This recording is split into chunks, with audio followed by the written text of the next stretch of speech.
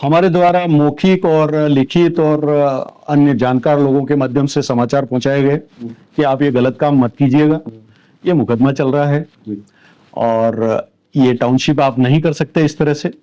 लेकिन हमारी कोई सुनवाई नहीं की गई। इन्होंने एक आंतरिक जांच बनाई है, 9-10-24 की एक जांच है जिसमें डीएलआर हैं, तहसीलदार हैं और डीटीपी हैं। उन्होंने जांच करके माना कि ये प्लान गलत है। जो बातें मैंने 22/4/23 के अपने प्रतिवेदन में कही है वो लगभग वो की वो बातें इन्होंने अपने जांच में मान ली कि ये गुनाहगार हैं और गलत किया है इन्होंने। जब ये प्लान गलत है और ये जांच रिपोर्ट में इन्होंने खुद ने मान लिया है कि ये गलत है, तो इनको तो निरस्त करना चाहिए। अब ये निरस्त नहीं कर रहे हैं तो मौजूदा प्रशासन क्यों नहीं निरस्त नहीं कर रहा, ये समझ से परे है। भ्रष्टाचार देखिए, चोर वो है जब पकड़ा जाए, ठीक है ना। ये शिकायत एसीबी के पास भी गई है, ये बड़ा भ्रष्टाचार है, कम से कम 500 करोड़ का भ्रष्टाचार है। कोई आदमी जाए तो साहब आप जाइए, आपको मुझे तो उससे कोई तकलीफ नहीं है, 270 में दो, 2 रुपए में दो, लेकिन हुआ तो गलत है ना। वो पैसा अगर यूआईटी कोष में जमा होता है तो हमारे यहाँ सड़कें बनती, नाली बनती, लाइटें लगती, डेवलपमेंट का काम होता। अमुक को तो 550 रुपए प्रति वर्ग फीट में पट्टे दे रहे हो और जो आपके मिलने वाले हैं उनको आप 270 रुपए प्रति वर्ग फीट में पट्टे दे रहे हो, तो कुछ तो वजह है भाई साहब। कुछ तो होते हैं चोर और कुछ होते हैं चोर की मां।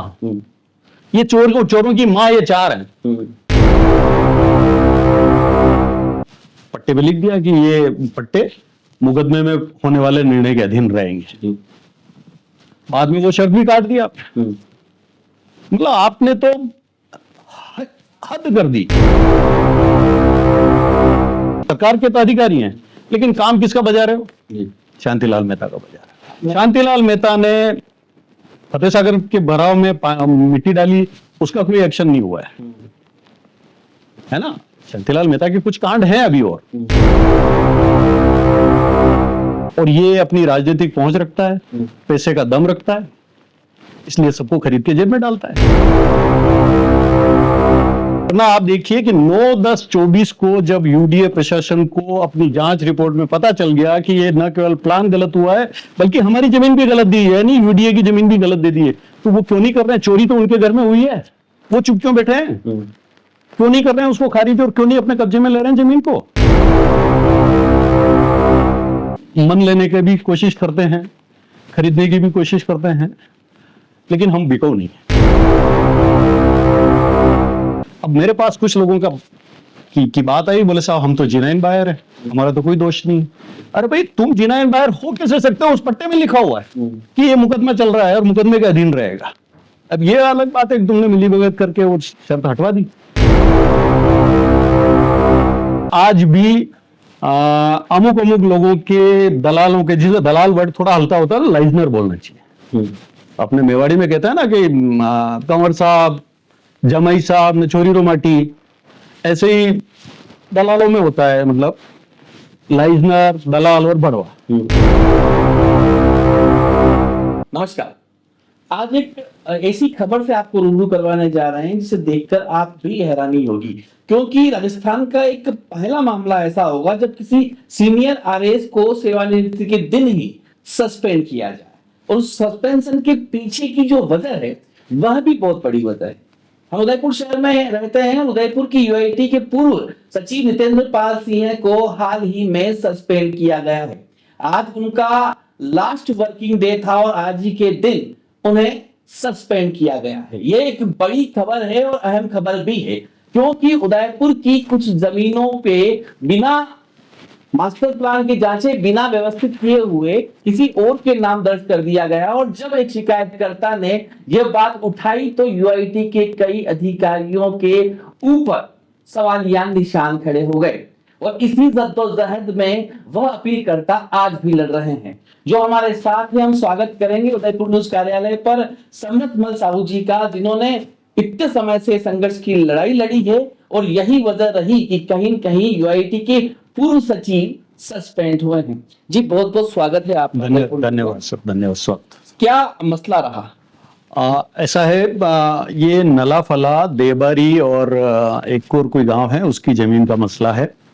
और यहाँ के स्थानीय भू व्यवसायी श्री शांतिलाल मेहता ने एक इंटीग्रेटेड टाउनशिप प्लान के नाम पर 10 हेक्टेयर से ज्यादा की जमीन बताकर एक प्लान तत्कालीन नगर विकास प्रन्यास के अधिकारियों के समक्ष प्रस्तुत किया।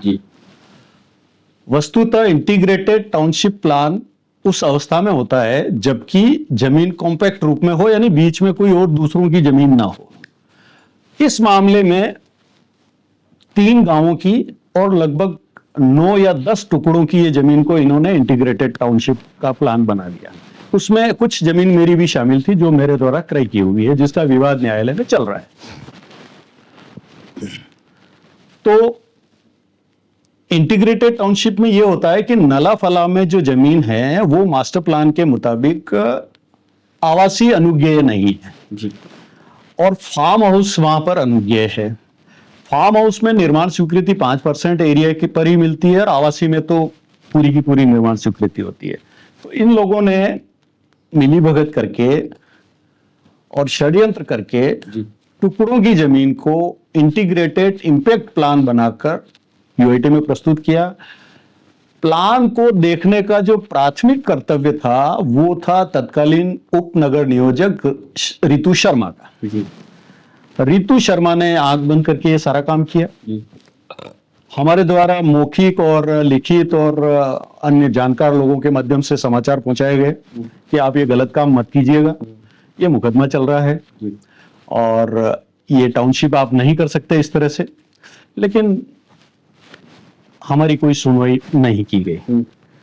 अलबत्ता जब हमारे मुकदमे में यूआईटी की ओर से जवाब दावा दिया गया और उसके साथ एक एफिडेविट दिया गया जिसके विशेष कथन में ये लिखा गया कि न्यायालय में मुकदमा चल रहा है और मुकदमे के चलते हुए हम कोई नियमन की कार्रवाई नहीं करेंगे, और इस जवाब दावे पर और उस एफिडेविट पर श्रीमान सावन कुमार जी चायल तत्कालीन विशेषाधिकारी जो भी एक वरिष्ठ आरएस अधिकारी हैं, बहुत जिम्मेदार पद पर हैं, उन्होंने दस्तखत किए और वकील के माध्यम से, यूआईटी के वकील साहब के माध्यम से न्यायालय में पेश कराया। तो हमने मान लिया कि भाई ठीक है, जो हम चाह रहे हैं, हमारा स्वामित्व का जो झगड़ा है वो तो अदालत से तय होगा।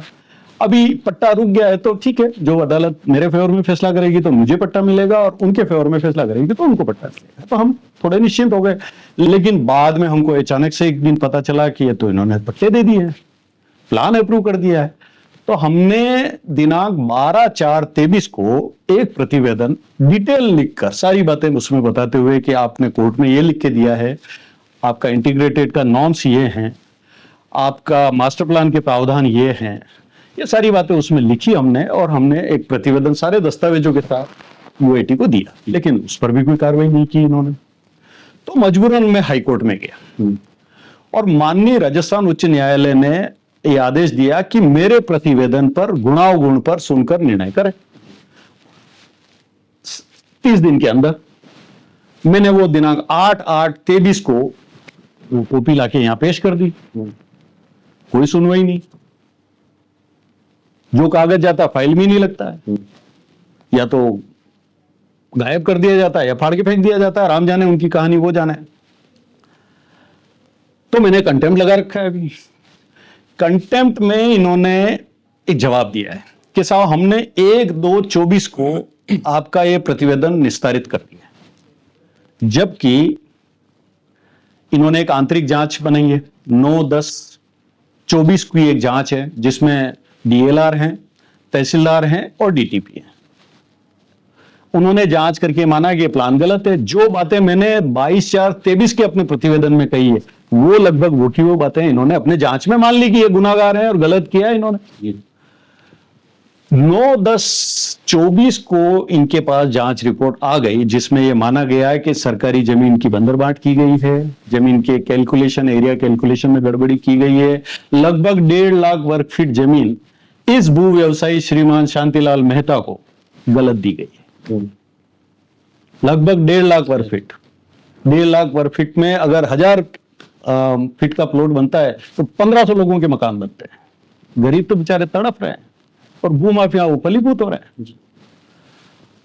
समूह तो इन्होंने जांच रिपोर्ट में मान लिया, वो जांच रिपोर्ट की कॉपी हमें नहीं मिली।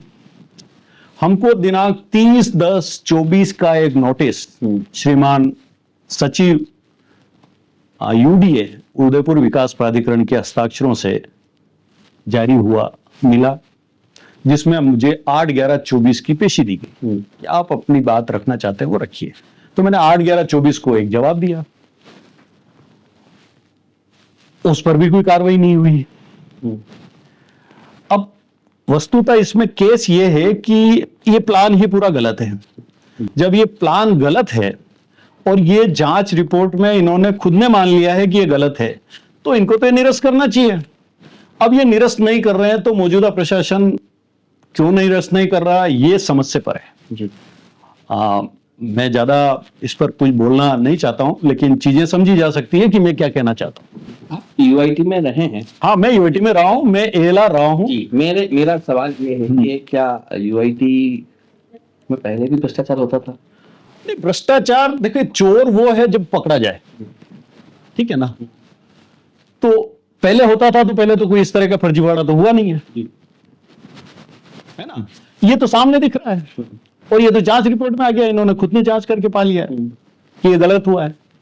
तो भ्रष्टाचार एक ऐसी चीज है कि ये तो होता है ना, ये तो होता है, इसको कोई रोक नहीं सकता। लेकिन वो कहते हैं ना, शुक्राना, नजराना, जबराना। बता रहे हैं 1.5 लाख वर्ग फीट जमीन शांतिलाल मेहता को एसएमए दे दी गई, तो ऐसे ही कौन देगा? नहीं, वो तो जांच का विषय है और एसीबी जांच कर रही है उसकी। एसीबी उसकी जांच कर रही है। ये शिकायत एसीबी के पास भी गई है। ये बड़ा भ्रष्टाचार है, कम से कम 500 करोड़ का भ्रष्टाचार है।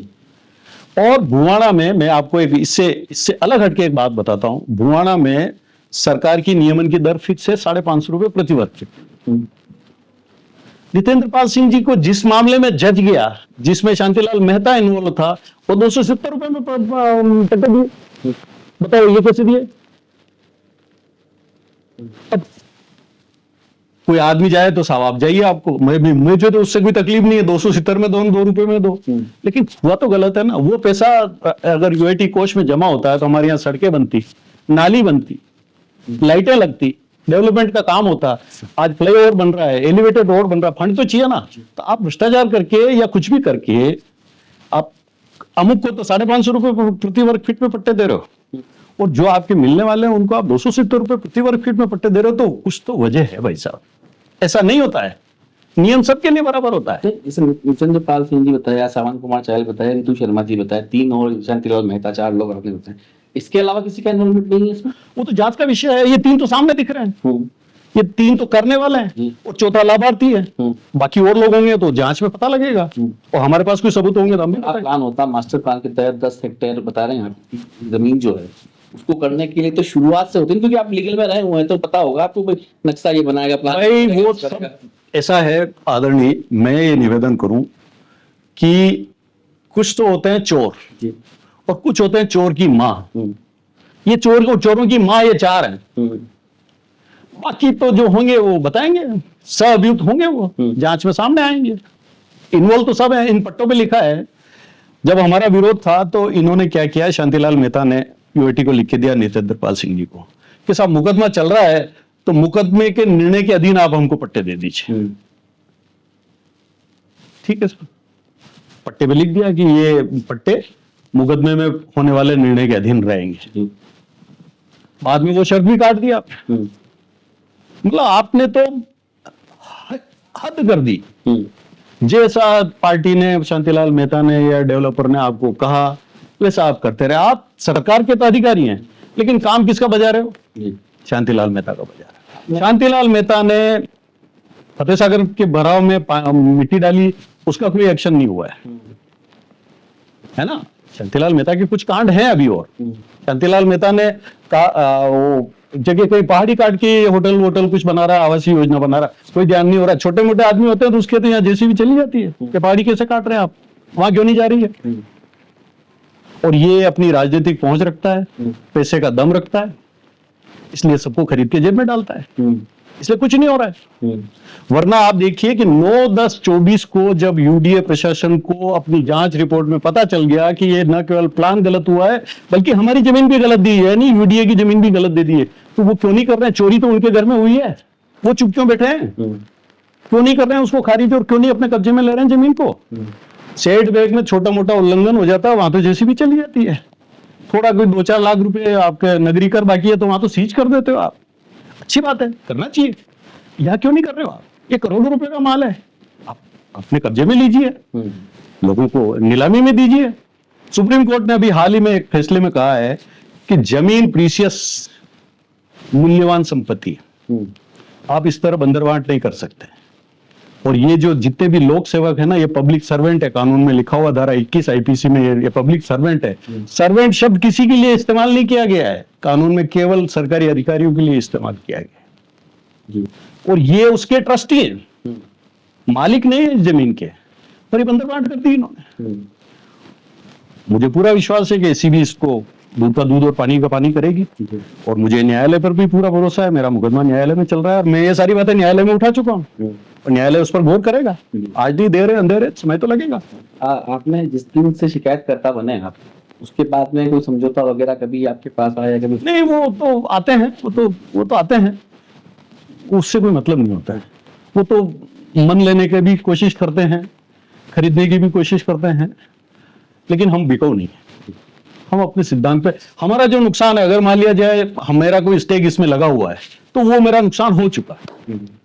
अब मेरा अब नया कोई नुकसान नहीं होने वाला। अब जो नुकसान होगा वो इन्हीं का होना है। पूरे मसले में आपकी लड़ाई किस में है? अगर आपको अपना पट्टा मिल जाए, आपकी जमीन, मेरी जमीन मुझे मिल जाए, तब भी मैं ये कहूंगा कि ये जो इन्होंने प्लान गलत किया है।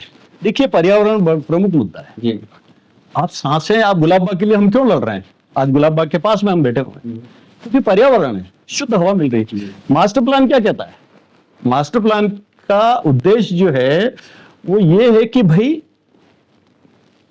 शहर में रहने वाले लोगों को शुद्ध हवा मिलनी चाहिए, शुद्ध पानी मिलना चाहिए, है ना। इसीलिए ड्रेनेज सिस्टम वाला और सीवरेज ट्रीटमेंट प्लांट वाला कंसेप्ट है। अब आपने मास्टर प्लान में ये कहा कि भाई ये इसकी जो लोकेशन है वो पहाड़ियों की गोद में है, उधर पहाड़ी इधर पहाड़ी, बीच में हाईवे और हाईवे से लगती हुई जमीन है। मास्टर प्लान जिन लोगों ने बनाया वो विद्वान अधिकारी, उन्होंने कहा भाई यहाँ ठीक है, छोटा निर्माण हो जाए 5% एरिया में, बाकी पेड़ पौधे होने चाहिए, ग्रीनरी होनी चाहिए। ग्रीनरी होगी तो ही तो आपको शुद्ध हवा मिलेगी। हमें तो स्कूलों में यही पढ़ाया गया है कि पेड़ जो है ऑक्सीजन छोड़ते हैं और कार्बन डाइऑक्साइड ग्रहण करते हैं। आपने तो मटिया मेल कर दिया, वहां पे 1000 फीट के पट्टे बना दिए और सरकारी जमीन के पट्टे बना दिया, प्राइवेट आदमी को ओनरशिप दे दिया। मतलब ये जितना मैं 1986 से राजकीय नौकरी में रहा हूं और 2020 में रिटायर हुआ और लीगल डिपार्टमेंट रहा हूं और महत्वपूर्ण पदों पर रहा हूं। मैं सरकार सेक्रेटरीट में भी रहा हूं, कलेक्ट्रेट में भी रहा हूं, देवस्थान में भी रहा हूं, आरएसएम में भी रहा हूं, एक्साइज में भी रहा हूं, यूआईटी में भी रहा हूं। ऐसी बंदरबाट और ऐसा हड़ाबोर मैंने नहीं देखा। मतलब आपको एक आदमी कह रहा है कि आप गलत कर रहे हो, साहब रुक जाइए, और आप रुकने की बात अदालत में कह रहे हो कि हम रुक गए हैं और फिर कर रहे हो, क्या दिखाता है? और उसके बाद आप कह रहे हो कि साहब हम न्यायालय के निर्णय के अधीन काम करेंगे, लेकिन वो शर्त भी बाद में हटा रहे हो आप। अब मेरे पास कुछ लोगों का की बात आई, बोले साहब हम तो जिनाइन बायर है, हमारा तो कोई दोष नहीं। अरे भाई, तुम जिनाइन बायर हो कैसे सकते हो? उस पट्टे में लिखा हुआ है कि ये मुकदमा चल रहा है और मुकदमे के अधीन रहेगा। अब ये अलग बात है कि तुमने मिलीभगत करके वो शर्त हटवा दी, तो उससे क्या होता है? वो शर्त रजिस्टर्ड डॉक्यूमेंट में कोई एक तरफा शर्तें हटती नहीं है। ये अपने मन के लड्डू हैं जो मीठे कर रहे हैं तो कर लें। रजिस्टर्ड पट्टे में तो वो शर्त लगी हुई है, रजिस्टर्ड पट्टे में वो शर्त है। इन्होंने एक आदेश नितेंद्र पाल सिंह जी से जो भी बातचीत करके, मैं नहीं कहूंगा, हल्का शब्द इस्तेमाल नहीं करूंगा, वरिष्ठ अधिकारी हैं हमारे, मैं किसी के लिए हल्का शब्द नहीं बोलूंगा, लेकिन उन्होंने कर दिया उसको। भाई क्या कह के तो आपने शर्त लगाई थी और क्या कह के आपने शर्त हटाई, और दोनों ही बार मुझे नहीं सुना। कानून ये कहता है कि अगर आप किसी विरोधी बात, किसी पक्षकार के विरोध में कोई बात फैसला कर रहे हो तो आप उस व्यक्ति को सुनोगे। ये हमारा आर्टिकल 21 और article 22 of the Indian constitution का जो एसेंस है वो ये है। आप उसको सुनोगे और आप उसके खिलाफ क्या एविडेंस है ये उसको दिखाओगे कि तुम्हारे खिलाफ ये सबूत है। इसलिए हम तुम्हारे खिलाफ ये फैसला कर रहे हैं। हमें सुना ही नहीं जा रहा है। हम पीड़ा हमारी यही है कि भाई हमें सुन लो, फैसला जो तुम्हारी मर्जी चाहे करो, फैसले पे तो हमारा कोई अख्तियार और अधिकार है ही नहीं। लेकिन हमें सुना ही नहीं गया। हम उच्च न्यायालय में गए, उच्च न्यायालय ने इनको डायरेक्शन दिया तो इन्होंने हमको नहीं सुना, बिहाइंड द बैक एक बेटा ऑर्डर बना के कोर्ट में पेश कर। भाई आप 1 फरवरी 2024 को हमारा प्रतिवेदन खारिज करना बता रहे हो, तो आप 9/10/24 के प्रति जांच रिपोर्ट में मेरा नाम क्यों लिख रहे हो? जांच रिपोर्ट के पहले पैरे में मेरी शिकायतकर्ता मेरा नाम है। इसका मतलब मेरी शिकायत चल रही है, मेरी शिकायत खारिज नहीं हुई है। उसके बाद आप सुनवाई का मुझे 30/10/24 का नोटिस दे रहे हो कि आप 8/11/24 को आइए। मैं 8/11/24 को जा रहा हूं और आपको जवाब दे रहा हूं, और उधर कोर्ट में कह रहे हो, मतलब आप अदालत को झूठ बोल रहे हो। फिर एसीबी इनसे रिपोर्ट मांग रही है। एसीबी ने आई थिंक जनवरी महीने में इनसे रिपोर्ट मांगी है कतिपय बिंदुओं पर, जो इस जांच रिपोर्ट के आधार पर, कि भाई आप ये बताइए कि आपके नॉर्म्स क्या है, इंटीग्रेटेड टाउनशिप के प्लान के नॉर्म्स क्या है और इस प्लान में क्या गड़बड़ियां हुई है। 8-10 पॉइंट उन्होंने पूछे हैं, ये जवाब नहीं दे रहे। अब बताइए मुझे, आप सरकार को नहीं मानते हो, कानून को नहीं मानते हो, एसीबी को नहीं मानते हो, आप किसको मानते हो? तो ये भारी मामला है और मैं इसमें मुझे संघर्ष करना पड़ रहा है, मैं कर रहा हूं। और मुझे पूरी उम्मीद है कि आज ही मुझे पता चला है कि श्रीमान नितेंद्र पाल सिंह जी को सस्पेंड कर दिया गया है। अब वो इसमें सस्पेंशन आदेश में ये तो नहीं लिखा है कि कोई किस शिकायत पे किया, लेकिन निश्चित रूप से ऐसी ही कोई शिकायत रही होगी, उसमें मेरा भी नाम है। मैंने भी इनके बाई नेम शिकायत की है एसीबी में। आप उन चारों को क्या संदेश देना चाहते हैं? नहीं, कोई संदेश नहीं है, वो संदेश तो उनको ऊपर वाला ही देगा। हमारे संदेश अगर वो सुने होते तो ये स्थिति में वो नहीं आते। और ये लड़ाई लंबी है और मैं अंतिम सांस तक लड़ने वाला हूं। मैं उन लोगों में से नहीं हूं जो चुप बैठ जाऊं। मेरे लिए यही लक्ष्य है कि इसको लड़ना है, किसी भी कीमत पर मैं इनको जाने नहीं दूंगा ऐसे।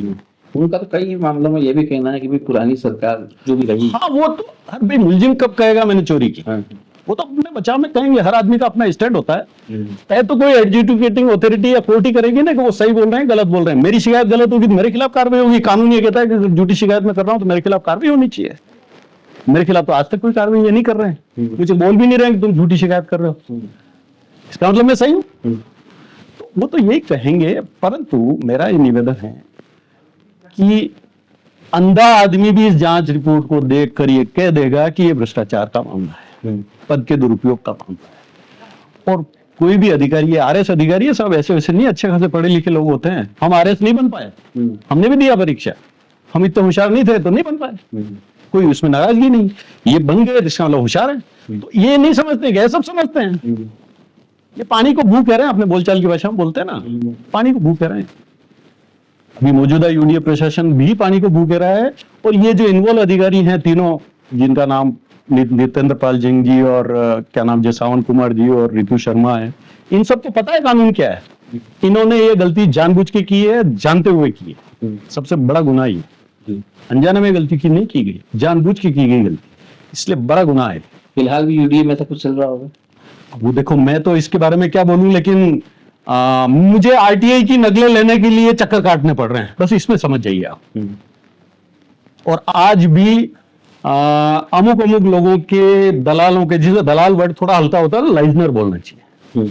अपने मेवाड़ी में कहता है ना कि कंवर साहब, जमाई साहब ने चोरी रोमाटी, ऐसे ही दलालों में होता है, मतलब लाइजनर, दलाल और बड़वा।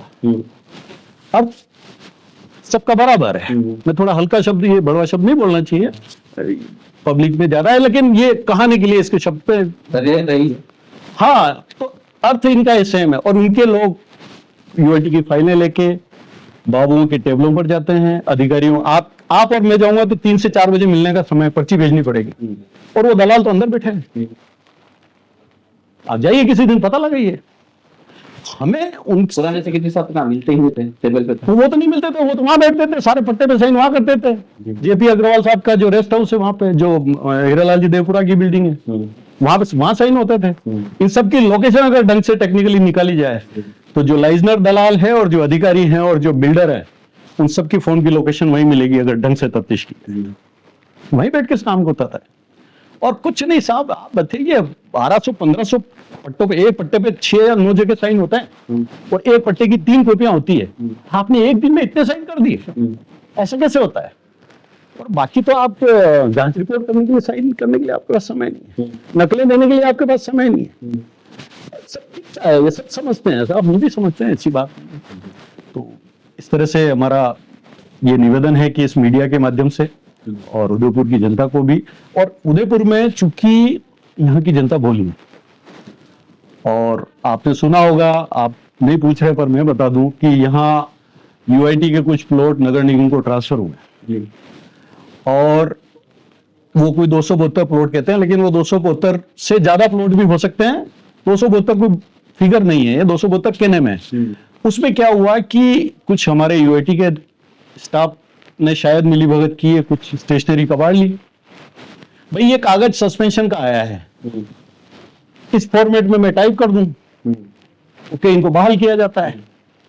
वो कागज तो नकली कहलाएगा ना, ये तो अधिकृत कागज है। सस्पेंशन का ऑर्डर तो राज्य सरकार के सक्षम स्वीकृति से जारी हुआ। इन्होंने क्या किया कि पैसे जमा हुए नहीं, यूआईटी के प्लॉट थे।